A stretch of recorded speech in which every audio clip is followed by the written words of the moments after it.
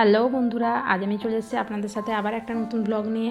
আজ আমি দেখাবো আপনাদের সামনে যে কিভাবে 1 কাপ সুজি দিয়ে নরম তুলতুলে রসালো গোলাপজামুন তৈরি করা যায়। এবং পুরো ভিডিওটা আপনারা দেখবেন। ভালো লাগলে অবশ্যই আমাকে একটা লাইক এবং সাবস্ক্রাইব করে দেবেন, এবং যারা ফেসবুক থেকে দেখছেন তারা ফেসবুক পেজটি ফলো করে দেবেন। এই জন্য নিয়ে নিয়েছি আমি একটা কড়াই। গ্যাসের ওভেনটা অন করে দিয়ে কড়াইয়ের মধ্যে দিয়ে দিলাম আমি সামান্য পরিমাণ ঘি। ঘিটা গরম হয়ে গেলে আমি দিয়ে দেবো 1 কাপ সুজি।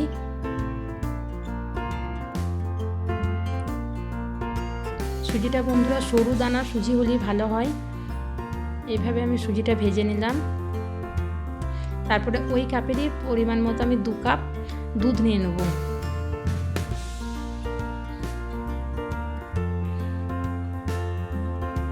এখানে আপনারা গরুর দুধই ব্যবহার করতে পারেন। তারপর নিয়ে নেব 2টো এলাচ। এলাচ থেকে আমি বীজগুলো বের করে নিয়ে এইভাবে বীজগুলো আমি সুজির মধ্যে দিয়ে দেবো।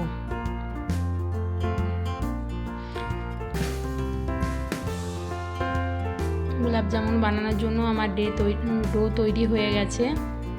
এই ডোটা আমি কিছুক্ষণ এইভাবে নেড়ে নেবো যাতে ঠান্ডা হয়ে যায়। ঠান্ডা হয়ে যাওয়ার পর হাতে করে এভাবে ম্যারিনেট করে নেবো খুব সুন্দর করে, একদম পুরো মসৃণ একটা ডো তৈরি করে নেব। আর এইভাবে আমি ছোট ছোট আকারে লেচি কেটে নেব এবং হাতে করে এই যে গোলাপ জামুনের শেপ দিয়ে দিলাম। আমি এই সাইজের করেছি, আপনারা ছোট বড় যে কোনো সাইজের করতে পারেন। দেখুন আমার পুরো গোলাপ জামুন রেডি হয়ে গেছে। এরপর কড়াইয়ে গ্যাসের ওভেনটা অন করে কড়াইটা চাপিয়ে দিলাম। দিয়ে দিলাম 1 কাপের মতো চিনি এবং ওই কাপেরই আমি দিয়ে দেবো 2 কাপের মতো জল। গোলাপ জামুন তৈরি করার জন্য আমি এই যে মিশ্রণটি তৈরি করছি। তারপর দিয়ে দিলাম এলাচ এবং কেশর। দেখুন একদম গোলাপ জামুন তৈরির জন্য শিরা রেডি করা হয়ে গেছে। এভাবে 3 থেকে 4 মিনিট ফুটবে। ফোটার পর দেখুন কি সুন্দর একটা কালার চলে এসছে। তারপর আমি গ্যাসের ফ্লেমটা অন করে দিয়ে আবার একটা কড়াই নিয়ে নিলাম। কড়াইয়ের মধ্যে পরিমাণ মতো তেল দিলাম। তেল গরম হয়ে আসলে তারপর আমি একে একে এই সুজির ডোটা আমি একে একে দিয়ে দেব। একে একে এভাবে আমি প্রত্যেকটা গোলাপ জামুন আমি দিয়ে দিলাম।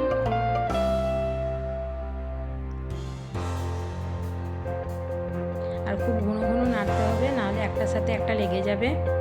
দেখুন পুরো ভাজা হয়ে গেছে, সুন্দর লালচে একটা কালার এসছে। তারপর আমি চিনির শিরার মধ্যে সবগুলো চুবিয়ে নেব। আর গরম তোলার সঙ্গে সঙ্গে কিন্তু চিনির শিরার মধ্যে দেখতে হবে, আর একটা চামচের সাহায্যে এভাবে ওপর থেকে চিনির শিরাগুলোকে দিয়ে দিতে হবে, তাহলে পুরো ওর মধ্যে ঢুকে যাবে পুরো শিরাটা। দেখুন আমাদের গোলাপ জামুন পুরো রেডি হয়ে গেছে।